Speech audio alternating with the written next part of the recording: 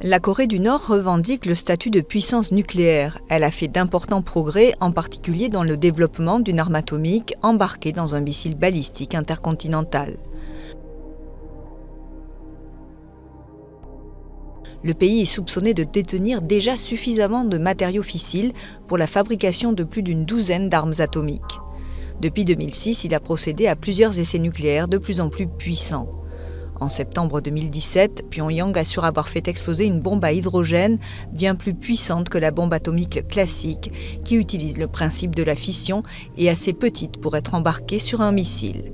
Pyongyang a effectué son 6e essai nucléaire une semaine seulement après avoir tiré un missile balistique au-dessus du Japon dans le Pacifique. En juillet 2017, Pyongyang a procédé à 2 tirs de missiles balistiques intercontinentaux. Ces tirs longue portée marquent une nouvelle phase dans le programme d'armement nord-coréen. Le régime communiste travaille à ces missiles depuis plus de 30 ans. En 1984, Pyongyang teste une version Scud-B soviétique dotée d'un rayon d'action de 300 km. Puis le pays améliore la portée de ses missiles, 1300 km pour le Rodong 1, et en 1998, un Taepodong 1 survole le Japon avant de s'abîmer dans le Pacifique. Après un moratoire de plus de 5 ans sur les tirs de missiles longue portée, le pays mène en 2006 une série d'essais tous ratés, dont un Taepodong 2 censé pouvoir atteindre l'Alaska.